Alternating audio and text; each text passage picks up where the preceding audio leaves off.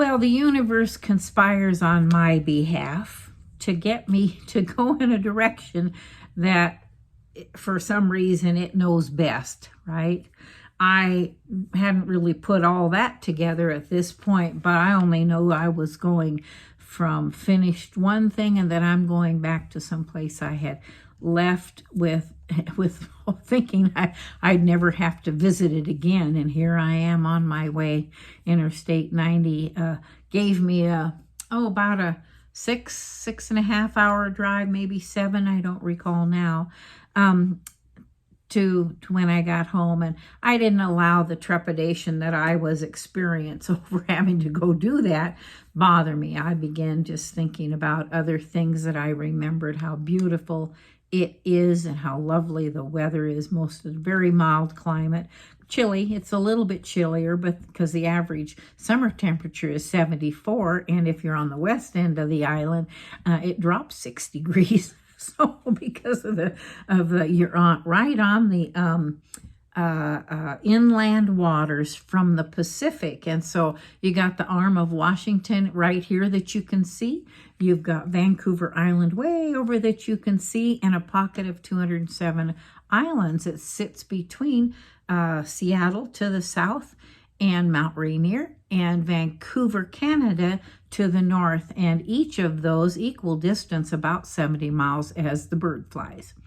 And so it's just stunning. Cascade Mountain Range behind you and the Olympic Peninsula to the west, the Cascades to the east. So I was, was thinking about all the different places I could go walking and hiking and how beautiful it was. And of course it was, I could even smell, in certain times, the huckleberries, wild huckleberries and wild strawberries mixed in with the smells of the forests and the ferns and the lichens. Just was magical. Great healer. Nature is the best healer in the world. So armed with that, I realized, that I have 3 brothers, their wives and families, all inviting me to spend the summer. I needed to find a place, but I said, don't worry about it. Come spend some time with us.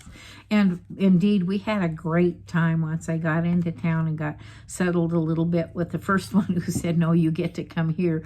I don't know if they drew straws or just what, but we had, games on the beaches. My dad was the only beach on the island where that community had brought in barges of sand from Hawaii. And it was lovely because when you're on a volcanic rock, that's all there is rocks, right? So it was lovely. We played fox and geese in the sand. We played badminton and croquet and other volleyball, and there were water activities. Barbecues, oh my goodness, we had such a good time together.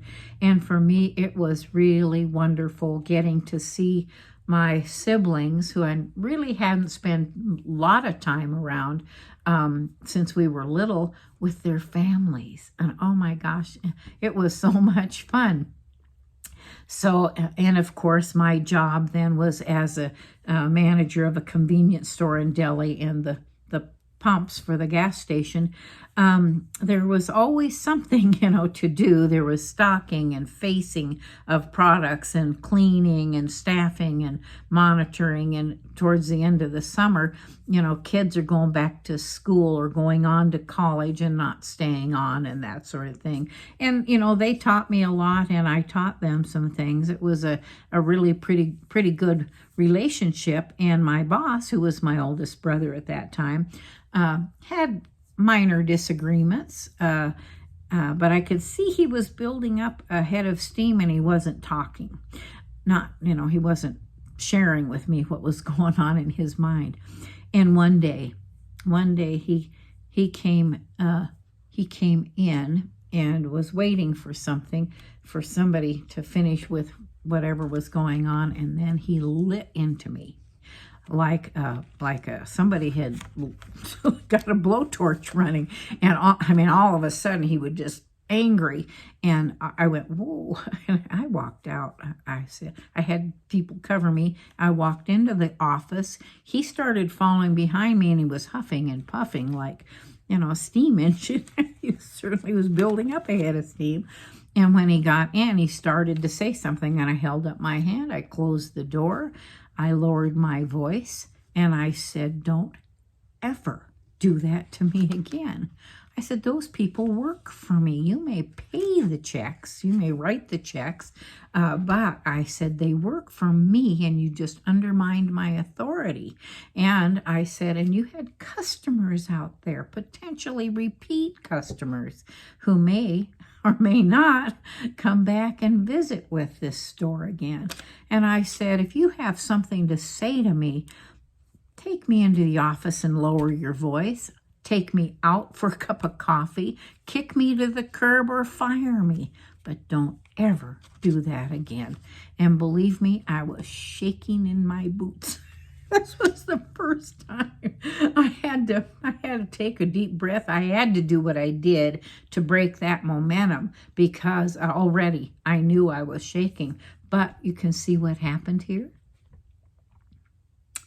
I jumped right into the fire, and whatever had been down in there before, I was not going to allow an injustice to jump in there with the rest of that crap. And I rose up. And I actually stood in my power. And when I say my power, it was really the power of truth.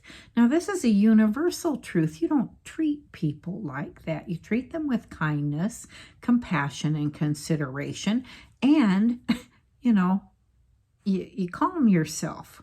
And so, and that's just a universal law. That isn't me making it up, but that was me standing in the power that I had lost, jumping into the fire and using a fire extinguisher to put it out. Now, he had left after I'd said that. He just couldn't even, he was so angry. He was just puffed up. And he walked out. He went into his office over at the shop.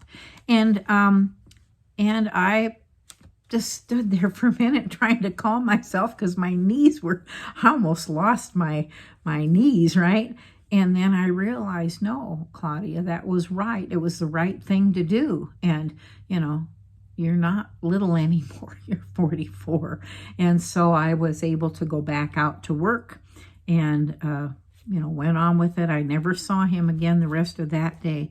And the next morning I was there working, and he called me into the office, and I went in, and he said, I'm so sorry. You're right.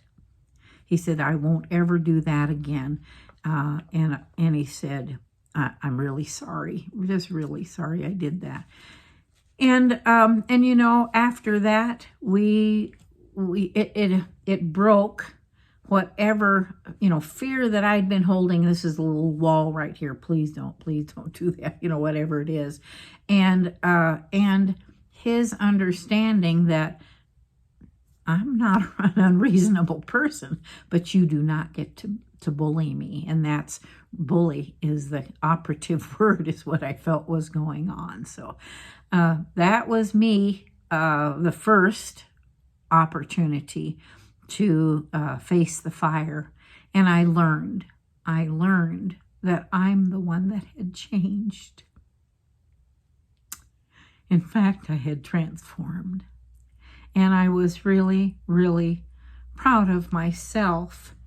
Not in an obnoxious way. It was very satisfying to know that I had changed enough that they couldn't get to me anymore. Thank you for joining me. Lesson learned. Well, I hope to see you at the next story.